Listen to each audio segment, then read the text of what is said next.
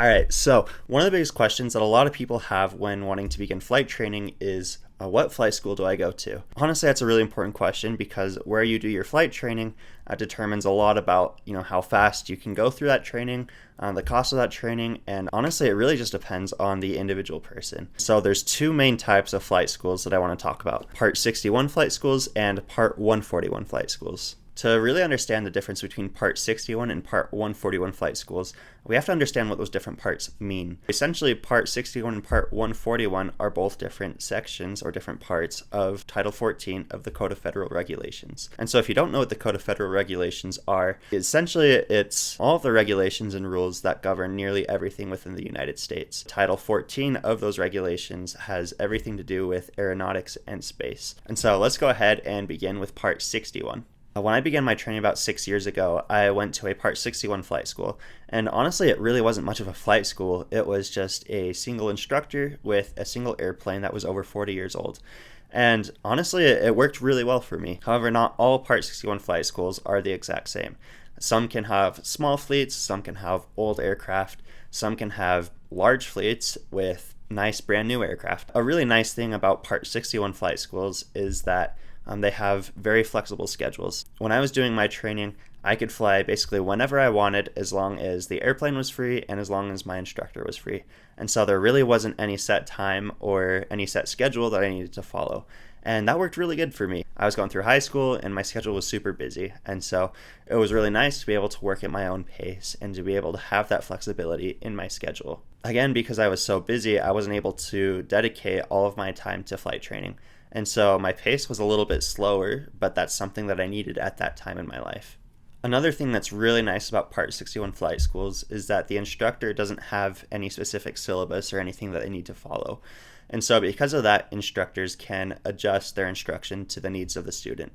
Part 141 flight schools are honestly quite a bit different than Part 61 flight schools. Part 141 flight schools have to follow a lot more regulations and rules. Typically, but not always, Part 141 flight schools have larger fleets, and oftentimes they're newer and they're very well maintained. So for example, the Part 141 flight school that I will begin my flight training in soon has a huge fleet of really nice brand new aircraft. They all have glass cockpits and they're all maintained very well because maintenance is done in-house. Part 141 flight schools also have a much more structured syllabus that has to be approved by the FAA.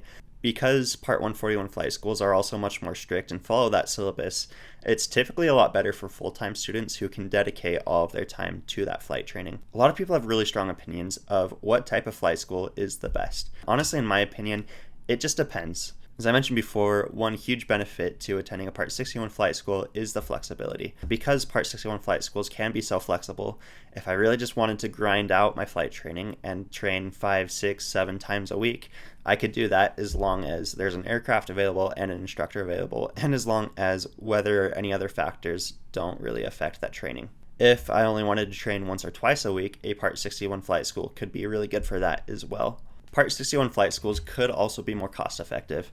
And again, it really just depends. If I retain all of the information that I learn and I get my certificate very fast, that could be a lot cheaper than doing any other type of flight training.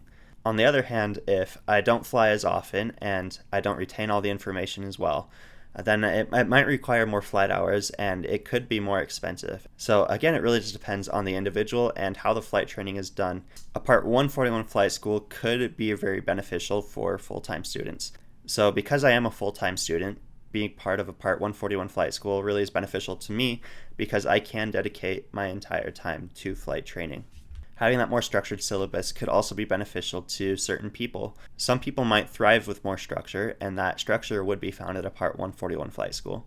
And again, a Part 141 flight school could either be more expensive or less expensive than a Part 61 flight school. It really just depends on the individual, on the flight school, and how the training is done. So again, if someone spends a really long time with a lot of flight hours in a Part 61 flight school, that could be more expensive than a Part 141 flight school. If someone decided to dedicate all their time in a Part 61 flight school, they could get their certificate faster, and that could be more cost effective. One final benefit of a Part 141 flight school over a Part 61 flight school is that there are fewer hour requirements to be able to take your check ride.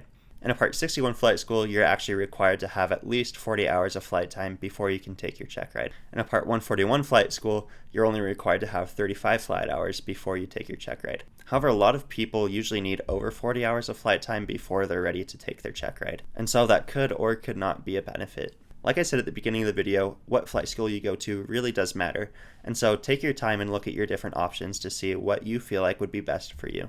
If anyone has any questions or thoughts, please leave that in the comments below. So I really hope you guys learned a little bit from this video, and I hope you fly safe, enjoy life, and we'll see you guys later.